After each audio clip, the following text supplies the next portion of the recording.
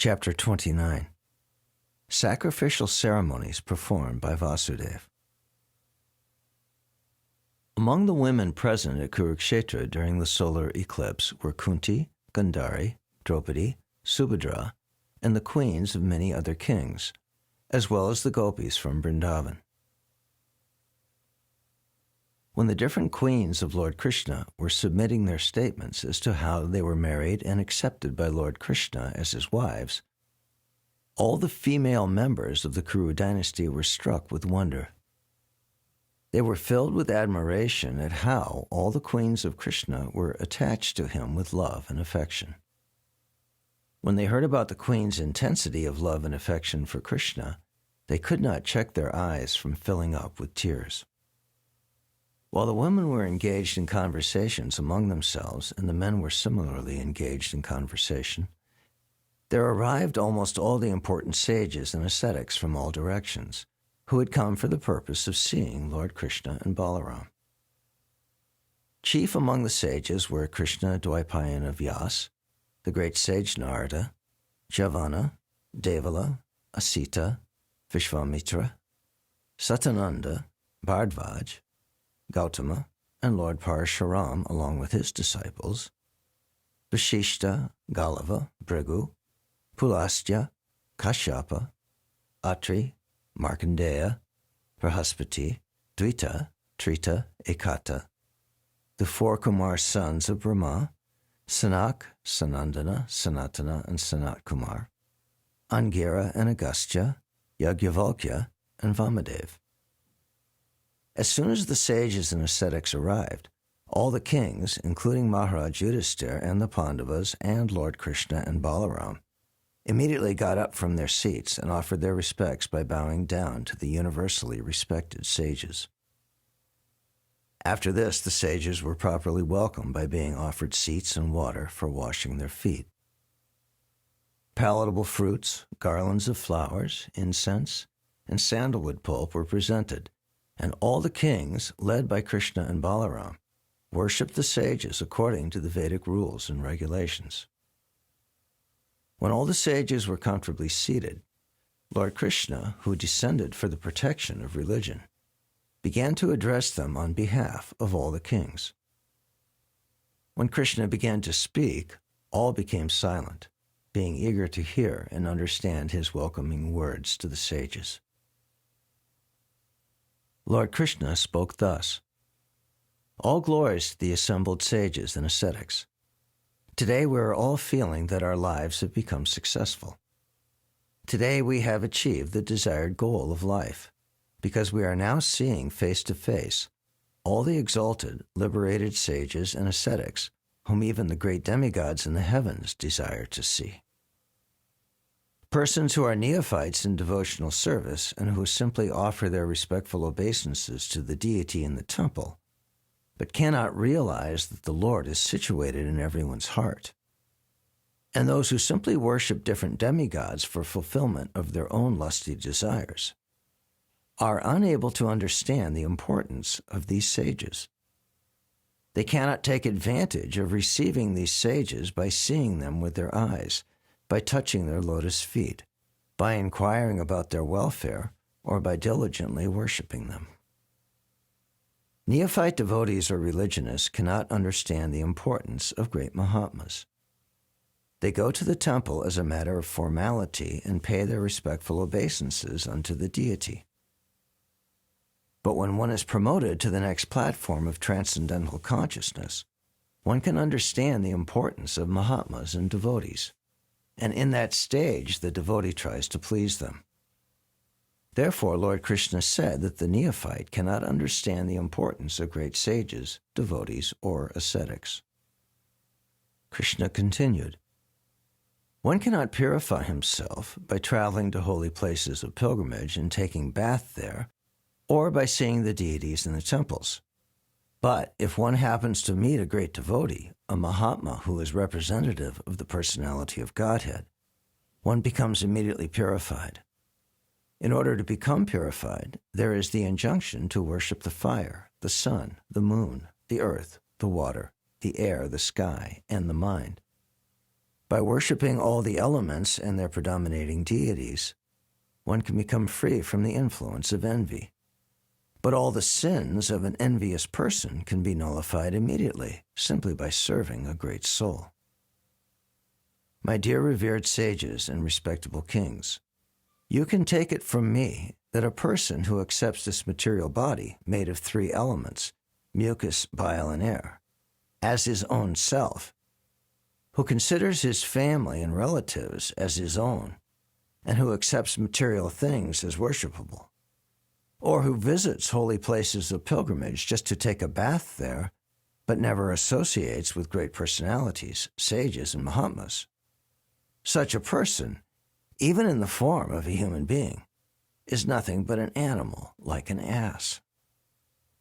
When the Supreme Authority, Lord Krishna, was thus speaking with great gravity, all the sages and ascetics remained in dead silence. They became amazed upon hearing him speaking the absolute philosophy of life in such a concise way. Unless one is very much advanced in knowledge, one thinks his body to be his self, his family members to be his kith and kin, and the land of his birth to be worshipable. From this concept of life, the modern ideology of nationalism has sprung up. Lord Krishna condemns such ideas, and he also condemned persons who take the trouble to go to holy places of pilgrimage just to take a bath and come back without taking the opportunity to associate with the great devotees and Mahatmas living there. Such persons are compared to the most foolish animal, the ass. All those who heard considered the speech of Lord Krishna for some time, and they concluded that Lord Krishna was actually the Supreme Personality of Godhead, playing the role of an ordinary human being who is forced to take a certain type of body as a result of the reactions of his past deeds. He was assuming this pastime as an ordinary human simply to teach the people in general how they should live for perfection of the human mission. Having concluded that Krishna was the Supreme Personality of Godhead, the sages began to address him thus: Dear Lord, we, the leaders of human society, are supposed to possess the proper philosophy of life, and yet we are becoming bewildered by the spell of your external energy. We are surprised to see your behavior, which is just like that of an ordinary human being, and which conceals your real identity as the Supreme Personality of Godhead, and we therefore consider your pastimes to be all wonderful.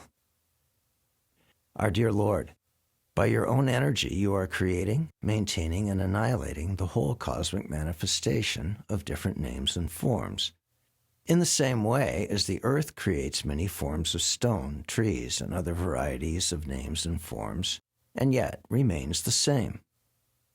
Although you are creating varieties of manifestation through your energy, you are unaffected by all those actions. Our dear Lord, we remain simply stunned by seeing your wonderful actions.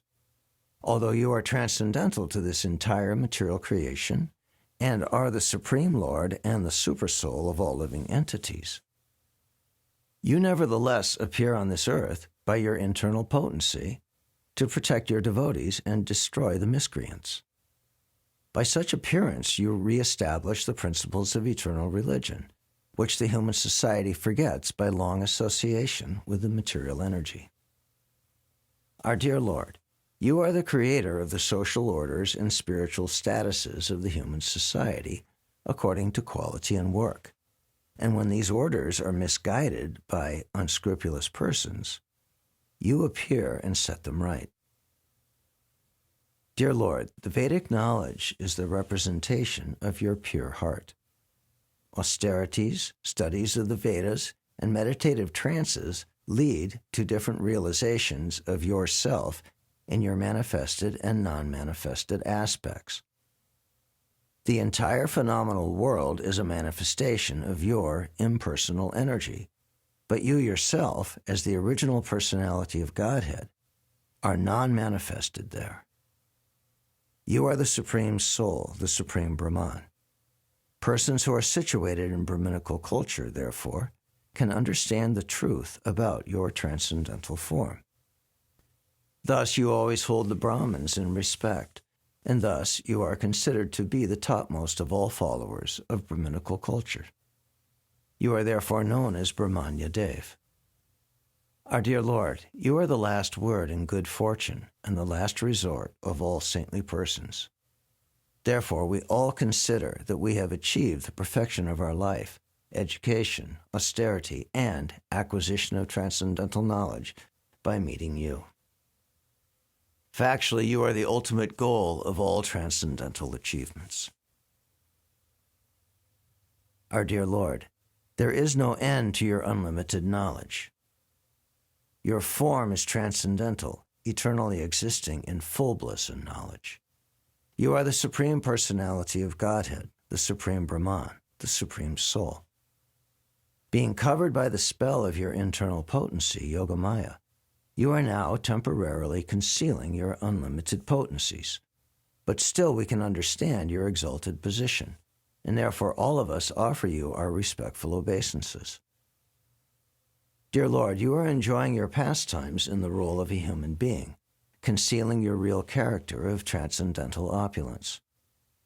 Therefore, all the kings who are present here, even the members of the Yadu dynasty who are constantly mingling with you, eating with you, and sitting with you, cannot understand that you are the original cause of all causes, the soul of everyone, the original cause of all creation. When a person dreams at night, hallucinatory figures created by the dream are accepted as real, and the imaginary dream body is accepted as one's real body. For the time being, one forgets that besides the body created in hallucination, there is another real body in his awakened state. Similarly, in the awakened state also, the bewildered conditioned soul considers sense enjoyment to be real happiness. By the process of enjoyment of the senses of the material body, the spirit's soul is covered, and his consciousness becomes materially contaminated. It is due to material consciousness that one cannot understand the Supreme Personality of Godhead, Krishna. All great mystic yogis endeavor to revive their Krishna consciousness by mature practice of the yoga system, and thus understand your lotus feet and meditate upon your transcendental form. In this way, the accumulated result of sinful activities is counteracted.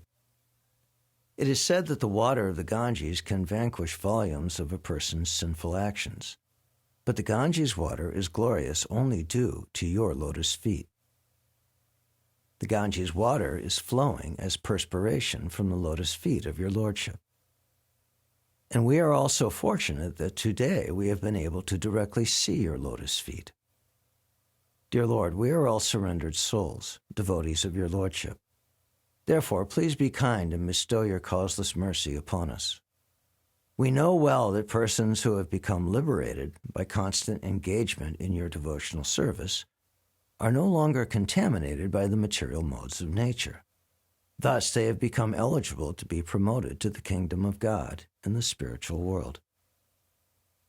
After first offering prayers to Lord Krishna, the assembled sages wanted to take permission from King Dhritarashtra and King Yudhisthira and then depart for their respective ashrams. At that time, however, Vasudeva, the father of Lord Krishna and the most celebrated of all pious men, approached the sages and with great humility offered his respects by falling down at their feet. Vasudeva said, "My dear great sages, you are more respected than the demigods. I therefore offer my respectful obeisances unto you. I wish that you will accept my one request, if you so desire.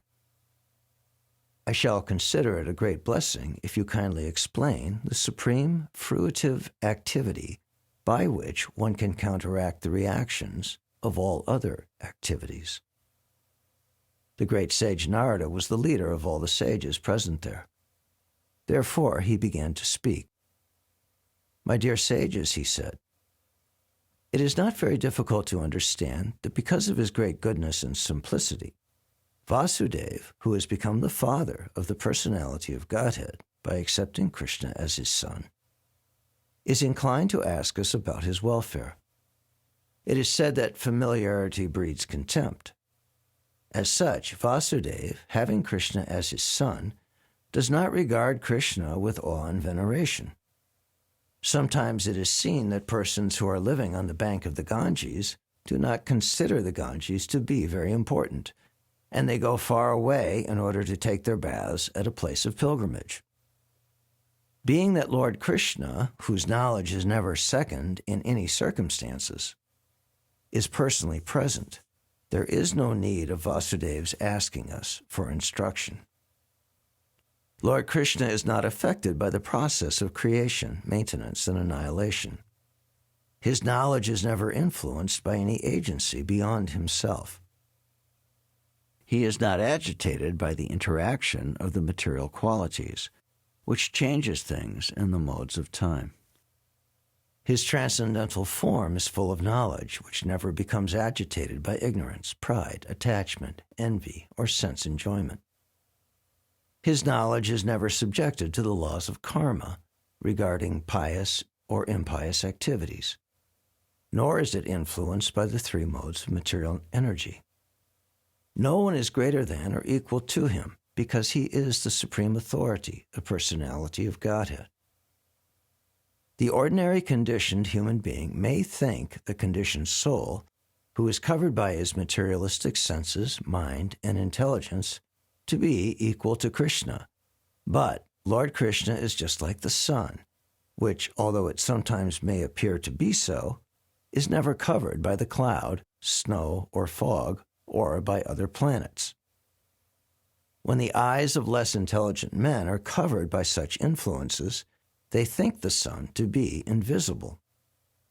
Similarly, persons influenced by the senses and addicted to material enjoyment cannot have a clear vision of the Supreme Personality of Godhead. The sages present then began to address Vasudeva in the presence of Lord Krishna, Balaram, and many other kings, and, as requested by him, they gave their instructions. To counteract the reaction of karma, or desires impelling one to fruitive activities, one must execute the prescribed sacrifices which are meant for worshiping Lord Vishnu with faith and devotion. Lord Vishnu is the beneficiary of the results of all sacrificial performances. Great personalities and sages who are sufficiently experienced to possess vision of the three phases of the time element, namely past, present, and future, and those who are able to see everything clearly through the eyes of revealed scriptures, have unanimously recommended that to purify the dust of material contamination accumulated in the heart, and to clear the path of liberation and thereby achieve transcendental bliss, one must please Lord Vishnu.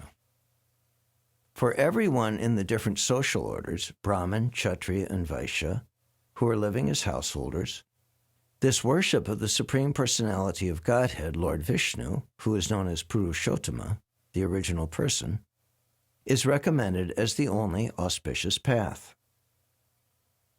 All conditioned souls within this material world have deep-rooted desires to lord it over the resources of material nature. Everyone wants to accumulate riches. Everyone wants to enjoy life to the greatest extent. Everyone wants a wife, home, and children. And everyone wants to become happy in this world and be elevated to the heavenly planets in the next life. But these desires are the causes of one's material bondage. Therefore, to get liberation from this bondage, one has to sacrifice his honestly earned riches for the satisfaction of Lord Vishnu. The only process to counteract all sorts of material desire is to engage oneself in the devotional service of Lord Vishnu. In this way, a self-controlled person, even while remaining in household life, should give up the three kinds of material desires, namely, desire for the acquisition of material opulences, the enjoyment of wife and children, and elevation to higher planets. Eventually, he may give up householder life and accept the renounced order of life, engaging himself completely in the devotional service of the Lord. Everyone, even if born in a higher status of life as Brahmin, Kshatriya, or Vaishya, is certainly indebted to the demigods, to the sages, to the forefathers, to living entities, and so on. And in order to liquidate all these debts, one has to perform sacrifices, study the Vedic literature, and generate children in religious householder life. If somehow one accepts the renounced order of life without fulfilling this debt, certainly he falls down from his position. Today, you have already liquidated your debts to your forefathers and the sages. Now, by performing sacrifices, you can free yourself from indebtedness to the demigods and thus take complete shelter of the Supreme Personality of Godhead. My dear Vasudeva, certainly you have already performed many pious activities in your previous lives. Otherwise, how could you be the father of Krishna and Balaram, the Supreme Personality of Godhead? Saintly Vasudeva, after hearing all the sages, offered his respectful obeisances unto their lotus feet. In this way, he pleased the sages, and then he elected for them to perform the yagyas. When the sages were elected as priests of the sacrifices, they also, in turn, induced Vasudeva to collect the required paraphernalia for executing the yagyas in that place of pilgrimage. Thus, Vasudeva was persuaded to start to perform the yagyas, and all the members of the Yadu dynasty took their baths, dressed themselves very nicely, and decorated themselves beautifully and garlanded themselves with lotus flowers. Vasudeva's wives, dressed with nice garments and ornaments and golden necklaces, approached the arena of sacrifice, carrying in their hands the required articles to offer in the sacrifice. When everything was complete, there was heard the vibration of mridangas, conch shells, kettle drums, and other musical instruments. Professional dancers, both male and female, began to dance. The Suttas and Magadhas, who were professional singers, began to offer prayers by singing. The Gandharvas and their wives, whose voices were very sweet, began to sing many auspicious songs. Vasudeva anointed his eyes with collyrium, smeared butter over his body, and then, along with his 18 wives, headed by Devaki, sat before the priest to be purified by the Abhishek ceremony. All such ceremonies were observed strictly according to the principles of scriptures, as was done formerly in the case of the moon with the stars. Vasudeva, because he was being initiated for the sacrifice, was dressed in deerskin, but all his wives were dressed with very nice saris, bangles, necklaces, ankle bells, earrings, and many other ornaments. Vasudeva looked very beautiful, surrounded by his wives, exactly like the King of Heaven when he performs such sacrifices. At that time, when Lord Krishna and Lord Balaram, along with their wives, children, and relatives, sat down in that great sacrificial arena, it appeared that the Supreme Personality of Godhead was present along with all his part and parcel living entities and multi-energies. We have heard from the Shastras that Lord Krishna has multi-energies and parts and parcels, but now, in that sacrificial arena, all could actually experience how the Supreme Personality of Godhead eternally exists along with his different energies. At that time, Lord Krishna appeared as Lord Narayan, and Lord Balaram appeared as Sankarshan, the reservoir of all living entities. Vasudeva satisfied Lord Vishnu by performing different kinds of sacrifices, such as Jyotishtoma, Darsha, and Purnamas. Some of these yagyas are called Prakrita, and some of them are known as Saryasatra, or Vaikrita. Thereafter, the other sacrifices, known as Agnihotra, were also performed, and the prescribed articles were offered in the proper way. In this way, Lord Vishnu became pleased. The ultimate purpose of offering oblations and sacrifice is to please Lord Vishnu. But in this age of Kali, it is very difficult to collect the different articles required for offering sacrifices. People have neither the means to collect the required paraphernalia, nor the necessary knowledge or tendency to offer such sacrifices.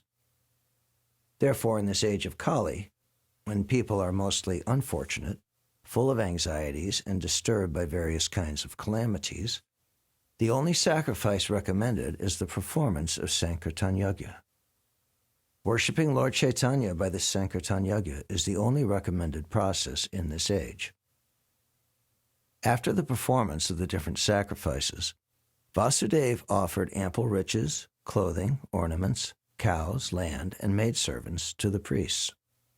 Thereafter, all the wives of Vasudeva took their avabrita baths and performed the part of the sacrificial duties known as Patni Samyaja. After finishing the offering with all the required paraphernalia, they all took their baths together in the lakes constructed by Parashuram, which are known as the Ramahrada. After Vasudeva and his wives took their baths, all the garments and ornaments which they wore were distributed to the subordinate persons who were engaged in singing, dancing, and similar activities. We may note that the performance of sacrifice necessitates the profuse distribution of riches. Charity is offered to the priests and the Brahmins in the beginning, and used garments and ornaments are offered in charity to the subordinate assistants after the performance of the sacrifice. After offering the used articles to the singers and reciters, Vasudeva and his wives, dressed with new ornaments and dresses, fed everyone very sumptuously, beginning from the Brahmins down to the dogs. After this, all the friends, family members, wives, and children of Vasudeva, along with all the kings and members of the Vidarbha, Koshala, Kuru, Kashi, Kekaya, and Srinjaya dynasties, assembled together. The priests, the demigods, the people in general, the forefathers, the ghosts, and the charanas were all sufficiently remunerated by being offered ample gifts and respectful honor. Then all the persons assembled there took permission from Lord Krishna, the husband of the goddess of fortune, and while glorifying the perfection of the sacrifice made by Vasudeva, they departed to their respective homes. At that time, when King Dhritarashtra, Vidura, Yudhisthira, Bhima, Arjuna, Bhishmadev, Dronacharya, Kunti, Nakula, Sahadev, Narada, Lord Vyasadeva, and many other relatives and kinsmen were about to part, they felt separation and therefore embraced each and every member of the Yadu dynasty with great feeling. Many others who were assembled in that sacrificial arena also departed. After this, Lord Krishna and Lord Balaram, along with King Ugrasen, satisfied the inhabitants of Vrindavan, headed by Maharaj Nanda and the cowherd men, by profusely offering all kinds of gifts in order to worship them and please them. Out of their great feelings of friendship, the inhabitants of Vrindavan remained there for a considerable time, along with the members of the Yadu dynasty. After performing this sacrifice, Vasudeva felt so satisfied that there was no limit to his happiness. All the members of his family were with him, and in their presence he caught hold of the hands of Nanda Maharaj and addressed him thus: "My dear brother, the Supreme Personality of Godhead has created a great tie of bondage which is known as the bondage of love and affection. I think it is a very difficult job for even the great sages and saintly persons to cut such a tie of love. My dear brother, you have exhibited feelings of love for me, which I was not able to return. I think, therefore, that I am ungrateful. You have behaved exactly as is characteristic of saintly persons, but I shall never be able to repay you. I have no means to repay you for your friendly dealings. Nevertheless, I am confident that our tie of love will never break. Our relationship of friendship must ever continue, in spite of my inability to repay you. I hope you will excuse me for this inability. My dear brother, in the beginning, due to my being imprisoned, I could never serve you as a friend, and although at the present moment I am very opulent, because of my material prosperity I have become blind. I therefore cannot satisfy you properly even at this time. My dear brother, you are so nice and gentle that you offer all respect to others, but you don't care for any respect for yourself. A person seeking for auspicious progress in life must not possess too much material opulence with which to become blind and puffed up, but he should take care of his friends and relatives. When Vasudeva was speaking to Nanda Maharaj in this way, he was influenced by a great feeling for the friendship of Nanda Maharaj and the beneficial activities executed by King Nanda on his behalf. As such, his eyes filled with tears and he began to cry. Desiring to please his friend Vasudeva and being affectionately bound with love for Lord Krishna and Balaram, Nanda Maharaj passed 3 months in their association. At the end of this time, all the members of the Yadu dynasty tried to please the inhabitants of Vrindavan to their heart's content. The members of the Yadu dynasty tried to satisfy Nanda Maharaj and his associates by offering them clothing, ornaments, and many other valuable articles. And they all became fully satisfied. Vasudeva, Ugrasen, Lord Krishna, Lord Balaram, Uddhava, and all other members of the Yadu dynasty presented their individual gifts to Nanda Maharaj and his associates. After Nanda Maharaj received these farewell presentations, he, along with his associates, started for Vrajabhumi, Vrindavan. The minds of the inhabitants of Vrindavan remained, however, with Krishna and Balaram, and therefore all of them started for Vrindavan without their minds. When the members of the Vrishni family saw all their friends and visitors departing, they observed that the rainy season was approaching, and thus they decided to return to Dwarka. They were fully satisfied, for they regarded Krishna as everything. When they returned to Dwarka, they began with great satisfaction to describe the sacrifice performed by Vasudeva, their meeting with various friends and well-wishers, and various other incidents which occurred during their travels in the places of pilgrimage. Thus ends the Bhaktivedanta purport of the 2nd volume, 29th chapter of Krishna, Sacrificial Ceremonies performed by Vasudeva.